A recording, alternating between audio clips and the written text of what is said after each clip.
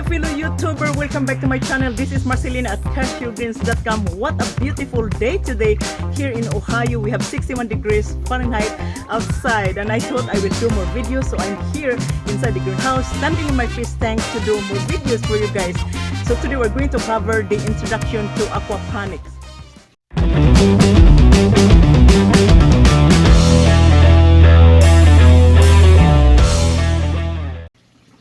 Alright guys, before we continue this video, if you're new to my gardening channel, please consider to subscribe below. Also, don't forget to click the bell so you can get notified of my next new video. And if you want to learn more advanced gardening ideas, just check the video on the top, on the both side corner of the screen, and see you in the next page. In today's video, we're going to cover the introduction to aquaponics. I'm not going to go more in depth on the aquaponics system, but if you want to learn more, I will link you on this video. There is a great information on aquaponics that you can learn from. There is a book called The 7 Secrets to Aquaponics, very informative book, authored and written by Greg Stephens. Greg Stephens is the expert on the field of aquaculture. He has raised fish such as koi, tilapia, and some other aquatic life. He has also been doing aquaponics for almost 10 years now. So if you are the beginners, this is the kind of guys that you would want to consult with. What is aquaponics? Aquaponics is a blend or a mixture of aquaculture, raising aquatic animals such as fish, crayfish, and snails in tanks, with hydroponic agriculture, growing plants in water. So combining these two terms together form the aquaponics system. Now aquaponics is a combination of plants, you grow plants and grow fish in harmony through a miniature ecosystem. There are few steps that you will need to consider before you start running your own very first aquaponics system. To accomplish this, the first thing you need to do is to set up a fish tank system. You need a pump, a tubing, and a grow bed. Like what you see here in this video, I set my grow bed on top of my fish tank. So I grow fish below and I grow my vegetables on the top.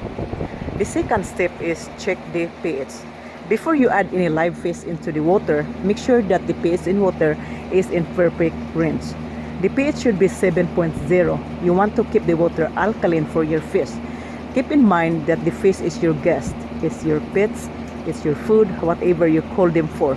You want to create a perfect environment for them so they can live happily and healthy. The next step is turning ammonia into nitrites and nitrates. Nitrification is the conversion of ammonia to nitrite through a biological oxidation.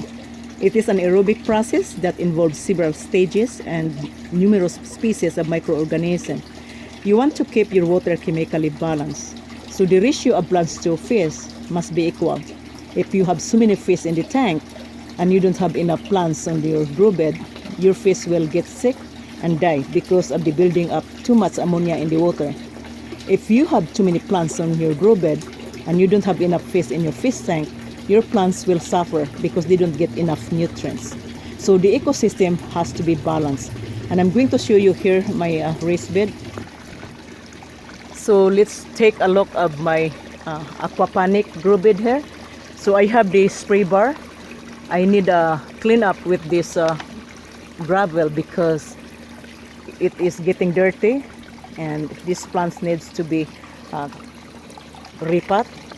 So here I have this spray bar. So what happened, how it works, the pump would pump that dirty. So when the fish excrete waste product, they carried by the pump. So the pump pushes that dirty water through the gravel. So using the spray bar, and then grow all the water is rinsed into the gravel beds. And then after that, you cannot even see guys. So once I clean this grow beds, it will be a little bit better. So it drain here in my siphon well. So this is the siphon. So as you can see, it's too much plants in here, so I'm going to remove some of these plants so it can drain the water. So this siphon would siphon the water. So always check your siphon, make sure that it is not clogged by this waste product, and make sure that the hole is not clogged up. So if it is clogged up, you just raise this thing and wiggle a little bit, and then the water would drain. So you need a good filtration. So in the next video, guys, I'm going to show you on how to clean up your aquaponic raised bed. Hey, Pa, you see Marde? Yeah, saw her about 10 minutes ago. She's out there in that greenhouse making one of them YouTube videos and all, you know. We get any subscribers today, boy? Only 2 today, Pa. 2? Dang nabbit. We need 10 new subscribers every single day, or we gonna quit making these doggone videos. Hey, y'all out there watching these videos, you see that little button down there that says subscribe? Click that little button down there, man. In the meantime, son, you need to go out there and get your mom and tell her, get in here and make Paul some breakfast. I need some pancakes. Whew! I'm glad I have a cooling fan in here. I'm sitting in front of the cooling fan. I have one fan that draws the heat inside your house and brings the heat outside. I also have a fan that circulates the entire greenhouse, so it makes the greenhouse a little bit cooler. Otherwise, I will be sitting in here, guys, doing video and sharing my ideas to you all so you can learn, and I will be cooked without that cooling fan. And also my plants will be suffering from the heat if I don't have this fan. So again, this is the video for today. This is the introduction to aquaponics, and if you want to learn more into aquaponics system, you want more details, so I will link you on this video. The 7 Secrets of Aquaponics is a very good book, very informative. So it is the secret of Greg Stephen. If it is a secret, guys, grab it. So not many people would share the secret, but he does. So take that book. So it will be in form of CD, and you can download the CD and learn from it. Because this kind of methods of growing your plants is a good method. It saves your life, it saves your food, especially if there's a shortage of food supply like what we're facing right now. So I have another watercress, like what you see in there, there's too much watercress that it is surplus for me to eat in my family. I have different herbs in here. I grow spinach, I grow manobar, I grow bok choy, whatever. So my bok choy